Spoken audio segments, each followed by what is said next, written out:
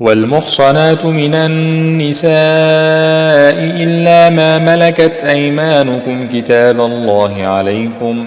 وأحل لكم ما وراء ذلكم أن تبتغوا بأموالكم محصنين غير مسافحين، فما استمتعتم به منهن فآتوهن أجورهن فريضة، ولا جناح عليكم فيما تراضيتم به من بعد الفريضة، إن الله كان عليما حكيما. ومن لم يستطع منكم طولا أن ينكح المحصنات المؤمنات فمما ملكت أيمانكم من فتياتكم المؤمنات، والله أعلم بإيمانكم، بعضكم من بعض، فانكحوهن بإذن أهلهن وآتوهن أجورهن بالمعروف محصنات غير مسافحات ولا متخذات أخدان،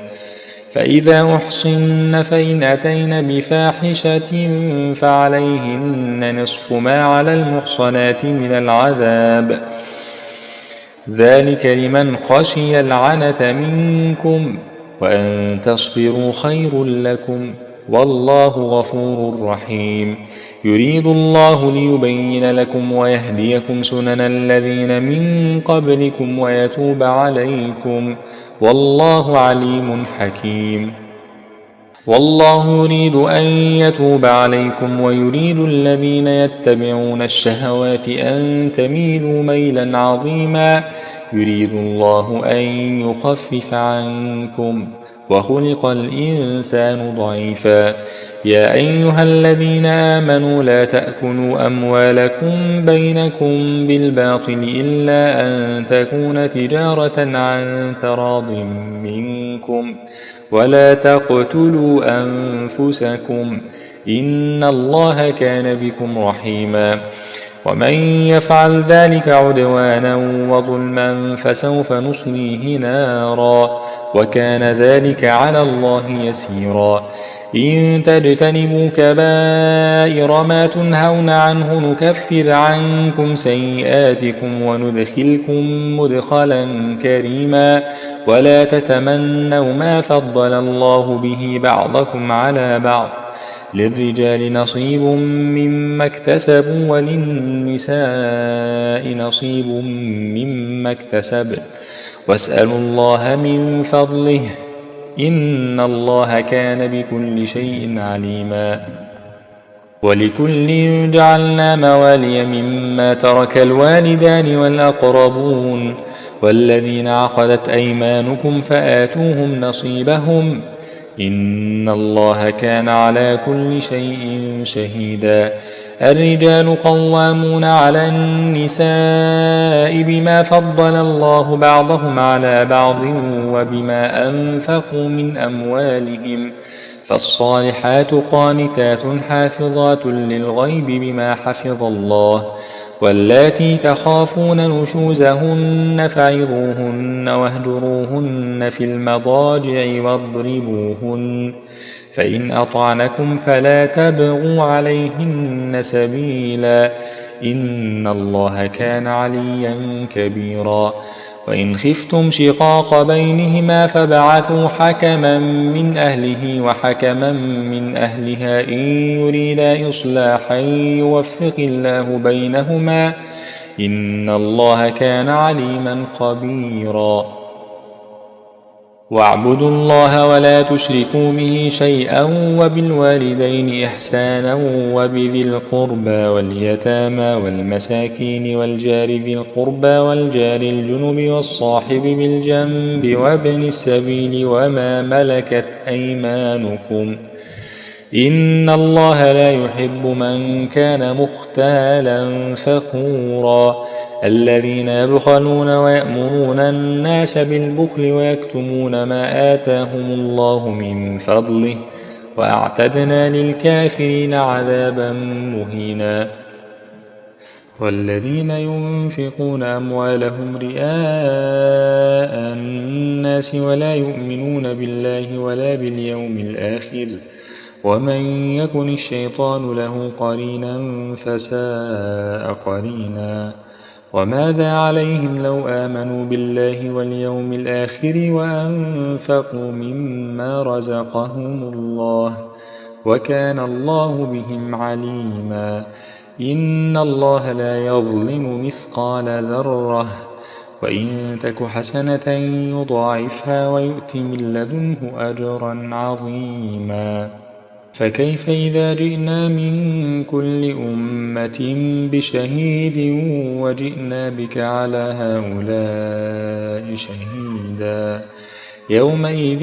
يود الذين كفروا وعصوا الرسول لو تسوى بهم الأرض ولا يكتمون الله حديثا. يا أيها الذين آمنوا لا تقربوا الصلاة وأنتم سكارى حتى تعلموا ما تقولون ولا جنبا إلا عابري سبيل حتى تغتسلوا وإن كنتم مرضى أو على سفر أو جاء أحد منكم من الغائط أو لامستم النساء فلم تجدوا ماء فتيمموا صعيدا طيبا فامسحوا بوجوهكم وأيديكم إن الله كان عفوا غفورا. ألم تر إلى الذين أوتوا نصيبا من الكتاب يشترون الضلالة ويريدون أن تضلوا السبيل والله أعلم بأعدائكم وكفى بالله وليا وكفى بالله نصيرا. من الذين هادوا يحرفون الكلم عن مواضعه ويقولون سمعنا وعصينا واسمع غير مسمع وراعنا ليا بألسنتهم وطعنا في الدين ولو أنهم قالوا سمعنا وأطعنا واسمع وانظرنا لكان خيرا لهم وأقوم ولكن لعنهم الله بكفرهم فلا يؤمنون إلا قليلا. يا أيها الذين أوتوا الكتاب آمنوا بما نزلنا مصدقا لما معكم من قبل أن نطمس وجوها فنردها على أدبارها أو نلعنهم كما لعنا أصحاب السبت وكان أمر الله مفعولا.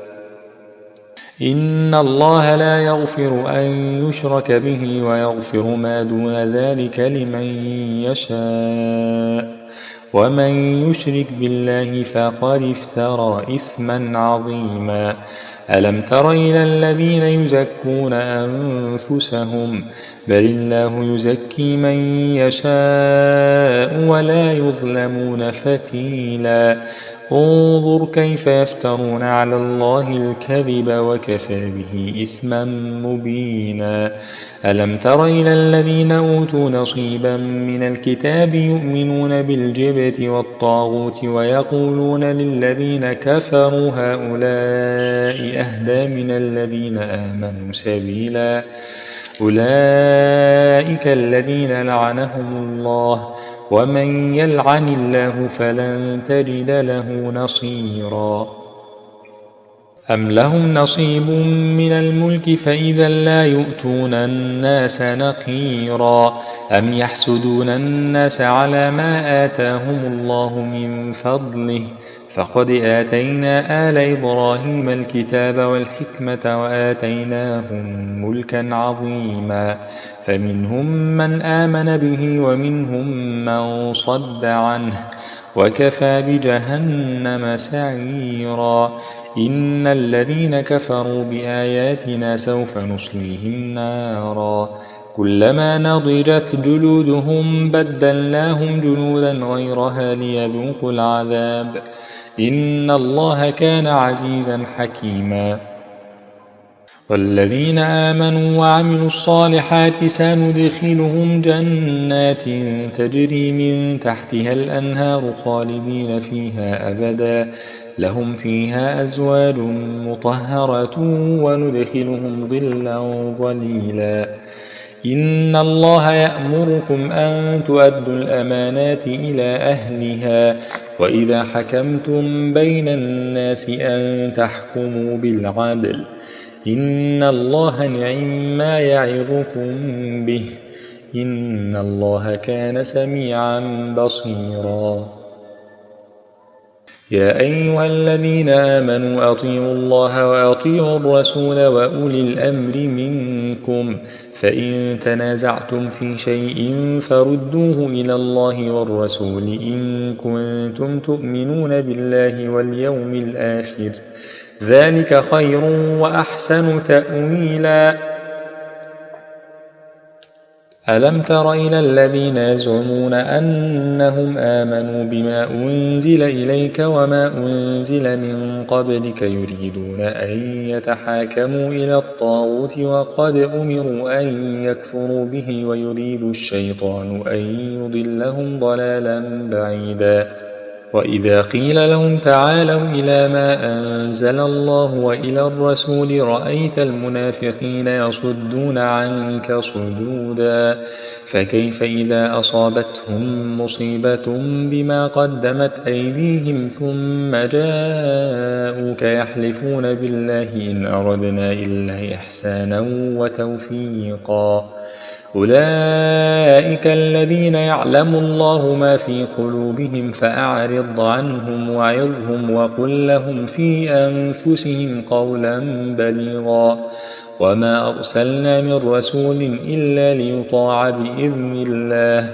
ولو أنهم إذ ظلموا أنفسهم جاءوك فاستغفروا الله واستغفر لهم الرسول لوجدوا الله توابا رحيما فلا وربك لا يؤمنون حتى يحكموك فيما شجر بينهم ثم لا يجدوا في أنفسهم حرجا مما قضيت ويسلموا تسليما ولو أنا كتبنا عليهم أن اقتلوا أنفسكم أو اخرجوا من دياركم ما فعلوه إلا قليل منهم ولو أنهم فعلوا ما يوعظون به لكان خيرا لهم وأشد تثبيتا وإذا لآتيناهم من لدنا أجرا عظيما ولهديناهم صراطا مستقيما ومن يطع الله والرسول فأولئك مع الذين أنعم الله عليهم من النبيين والصديقين والشهداء والصالحين وحسن أولئك رفيقا ذلك الفضل من الله وكفى بالله عليما يا أيها الذين آمنوا خذوا حذركم فانفروا ثبات أو انفروا جميعا وإن منكم لمن ليبطئن فإن أصابتكم مصيبة قال قد أنعم الله علي إذ لم أكن معهم شهيدا ولئن أصابكم فضل من الله ليقولن كأن لم تكن بينكم وبينه مودة يا ليتني كنت معهم فأفوز فوزا عظيما فليقاتل في سبيل الله الذين يشرون الحياة الدنيا بالآخرة ومن يقاتل في سبيل الله فيقتل أو يغلب فسوف نؤتيه أجرا عظيما وما لكم لا تقاتلون في سبيل الله والمستضعفين من الرجال والنساء والولدان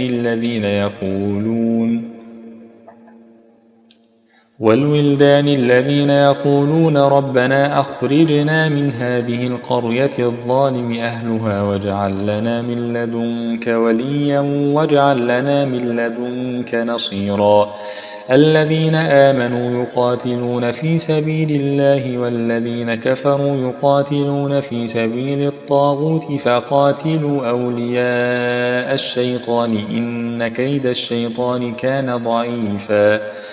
ألم تر إلى الذين قيل لهم كفوا أيديكم وأقيموا الصلاة وآتوا الزكاة فلما كتب عليهم القتال إذا فريق منهم يخشون الناس كخشية الله أو أشد خشية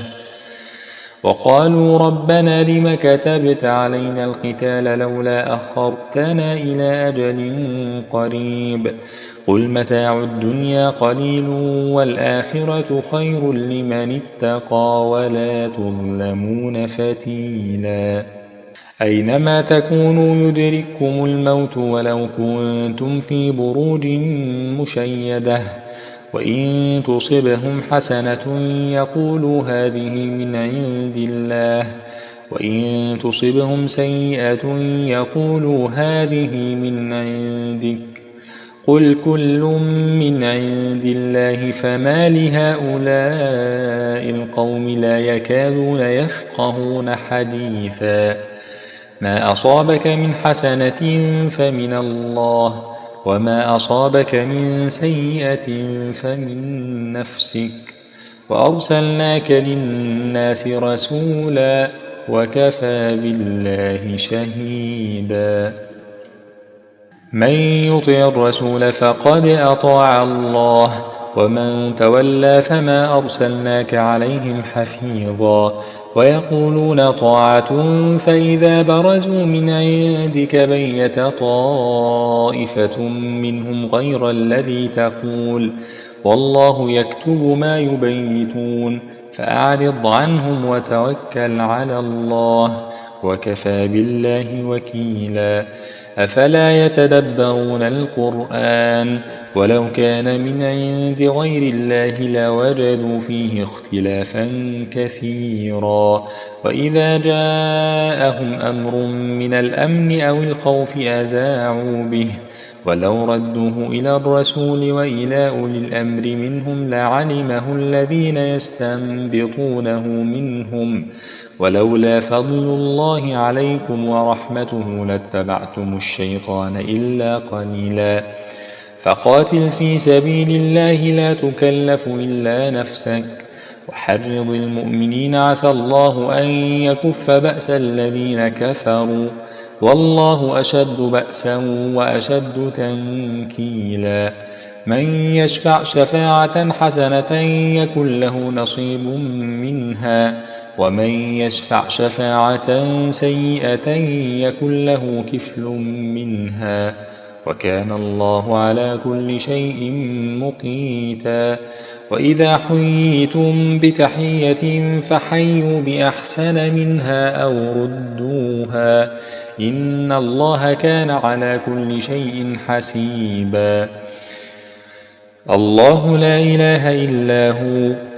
لا يجمعنكم إلى يوم القيامة لا ريب فيه ومن أصدق من الله حديثا فما لكم في المنافقين فئتين والله أركسهم بما كسبوا أتريدون أن تهدوا من أضل الله ومن يضلل الله فلن تجد له سبيلا ودوا لو تكفرون كما كفروا فتكونون سواء فلا تتخذوا منهم أولياء حتى يهاجروا في سبيل الله فإن تولوا فخذوهم واقتلوهم حيث وجدتموهم ولا تتخذوا منهم وليا ولا نصيرا إلا الذين يصلون إلى قوم بينكم وبينهم ميثاق أو جاءوكم حصرت صدورهم أن يقاتلوكم أو يقاتلوا قومهم ولو شاء الله لسلطهم عليكم فلقاتلوكم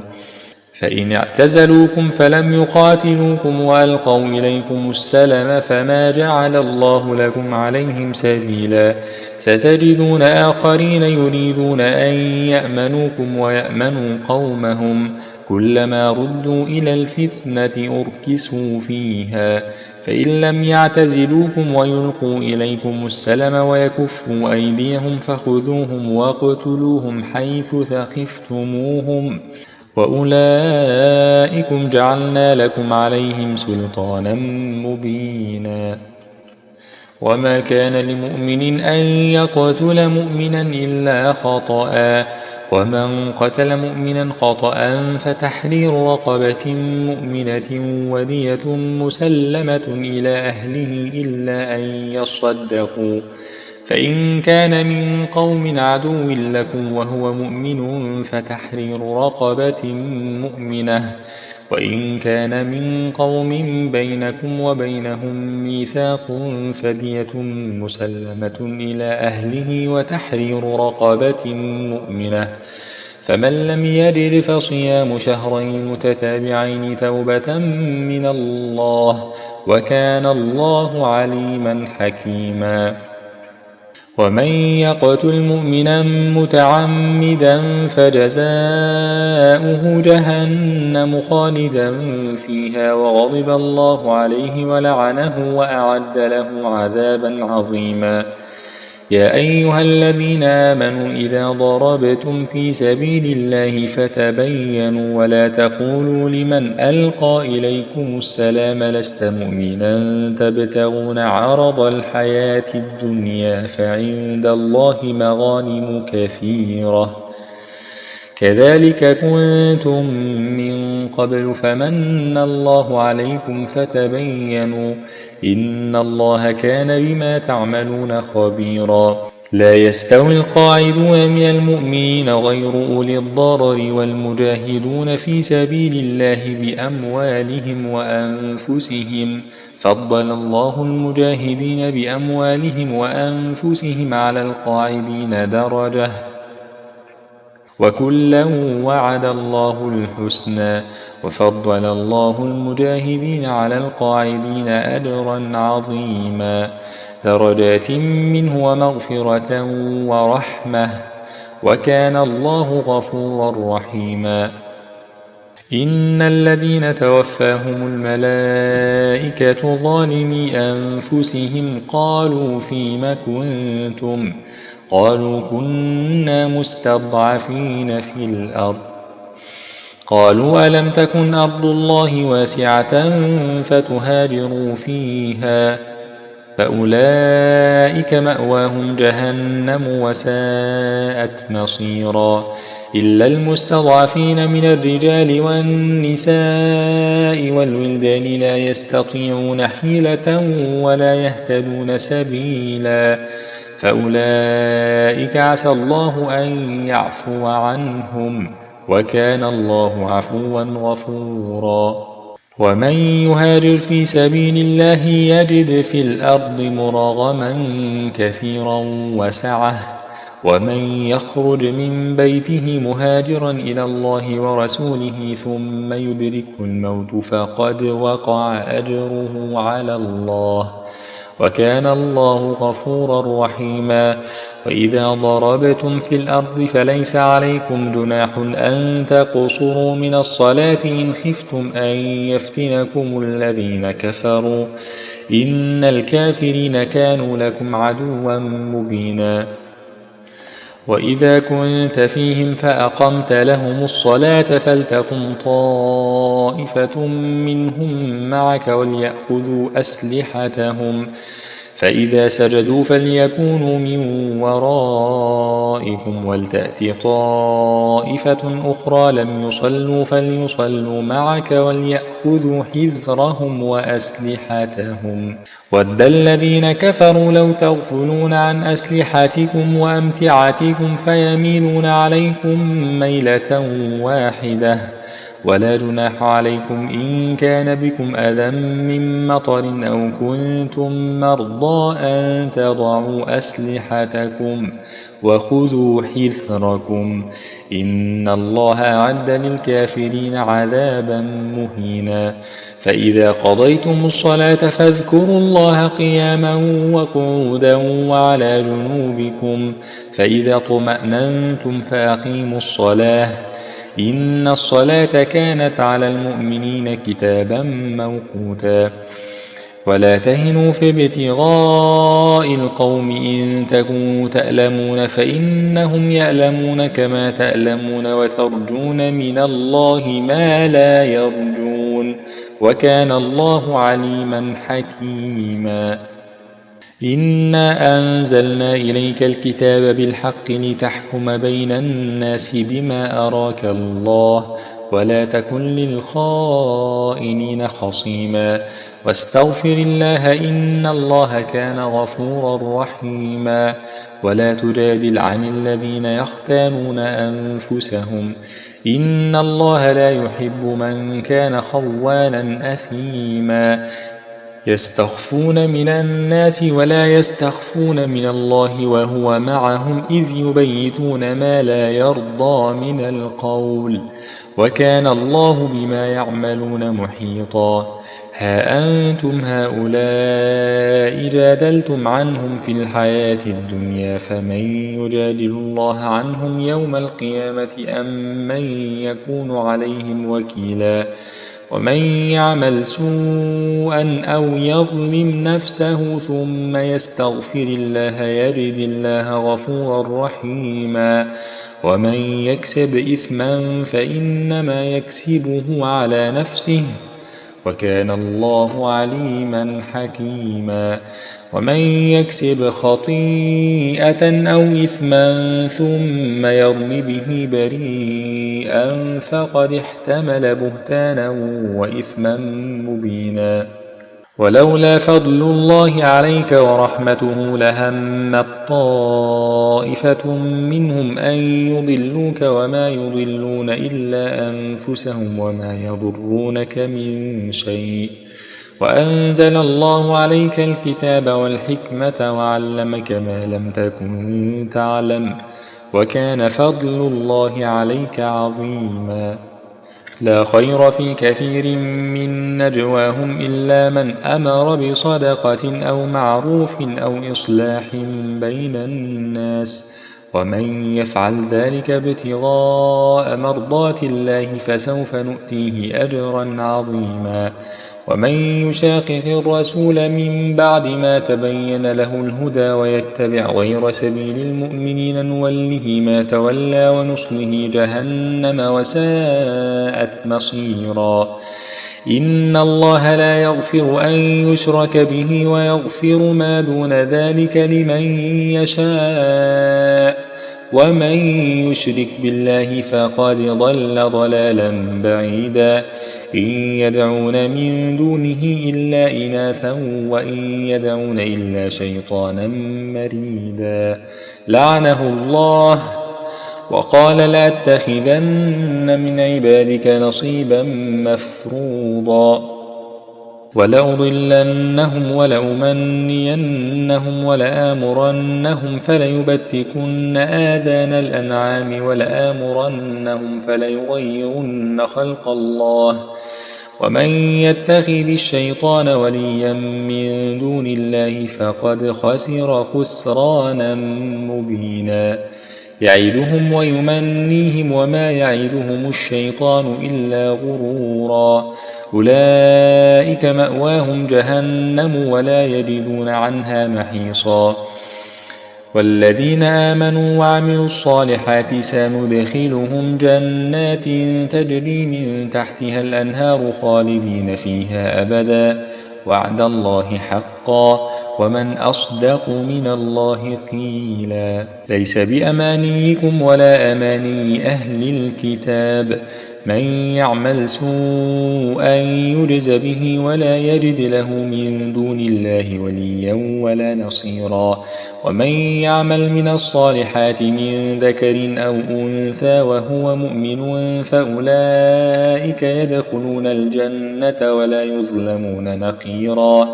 ومن أحسن دينا ممن أسلم وجهه لله وهو محسن واتبع ملة إبراهيم حنيفا واتخذ الله إبراهيم خليلا ولله ما في السماوات وما في الأرض وكان الله بكل شيء محيطا ويستفتونك في النساء قل الله يفتيكم فيهن وما يتلى عليكم في الكتاب في يتامى النساء اللاتي لا تؤتونهن ما كتب لهن وترغبون أن تنكحوهن والمستضعفين من الولدان وأن تقوموا لليتامى بالقسط وما تفعلوا من خير فإن الله كان به عليما. وإن امرأة خافت من بعلها نشوزا أو إعراضا فلا جناح عليهما أن يصلحا بينهما صلحا والصلح خير وأحضرت الأنفس الشح وإن تحسنوا وتتقوا فإن الله كان بما تعملون خبيرا. ولن تستطيعوا أن تعدلوا بين النساء ولو حرصتم فلا تميلوا كل الميل فتذروها كالمعلقة وإن تصلحوا وتتقوا فإن الله كان غفورا رحيما. وإن يتفرقا يغني الله كلا من سعته وكان الله واسعا حكيما. ولله ما في السماوات وما في الأرض ولقد وصينا الذين أوتوا الكتاب من قبلكم وإياكم أن اتقوا الله وإن تكفروا فإن لله ما في السماوات وما في الأرض وكان الله غنيا حميدا. ولله ما في السماوات وما في الأرض وكفى بالله وكيلا. إن يشأ يذهبكم أيها الناس ويأتي بآخرين وكان الله على ذلك قديرا. من كان يريد ثواب الدنيا فعند الله ثواب الدنيا والآخرة وكان الله سميعا بصيرا. يا أيها الذين آمنوا كونوا قوامين بالقسط شهداء لله ولو على أنفسكم أو الوالدين والأقربين إن يكن غنيا أو فقيرا فالله أولى بهما فلا تتبعوا الهوى أن تعدلوا وإن تلووا أو تعرضوا فإن الله كان بما تعملون خبيرا. يا أيها الذين آمنوا بالله ورسوله والكتاب الذي نزل على رسوله والكتاب الذي أنزل من قبل ومن يكفر بالله وملائكته وكتبه ورسله واليوم الآخر فقد ضل ضلالا بعيدا.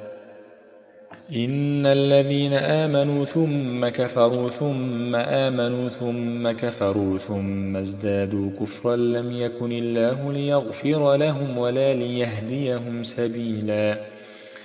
بشر المنافقين بأن لهم عذابا أليما. الذين يتخذون الكافرين أولياء من دون المؤمنين أيبتغون عندهم العزة فإن العزة لله جميعا. وقد نزل عليكم في الكتاب أن إذا سمعتم آيات الله يكفر بها ويستهزأ بها فلا تقعدوا معهم حتى يخوضوا في حديث غيره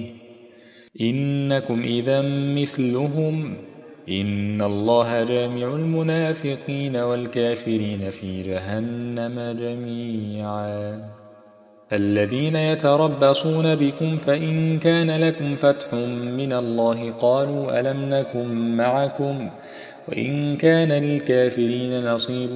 قالوا ألم نستحوذ عليكم ونمنعكم من المؤمنين فالله يحكم بينكم يوم القيامة ولن يجعل الله للكافرين على المؤمنين سبيلا. إن المنافقين يخادعون الله وهو خادعهم وإذا قاموا إلى الصلاة قاموا كسى لا يراءون الناس ولا يذكرون الله إلا قليلا مذبذبين بين ذلك لا إلى هؤلاء ولا إلى هؤلاء ومن يضلل الله فلن تجد له سبيلا يا أيها الذين آمنوا لا تتخذوا الكافرين أولياء من دون المؤمنين أتريدون أن تجعلوا لله عليكم سلطانا مبينا إن المنافقين في الدرك الأسفل من النار ولن تجد لهم نصيرا إلا الذين تابوا وأصلحوا واعتصموا بالله وأخلصوا دينهم لله فأولئك مع المؤمنين وسوف يؤتي الله المؤمنين أجرا عظيما ما يفعل الله بعذابكم إن شكرتم وآمنتم وكان الله شاكرا عليما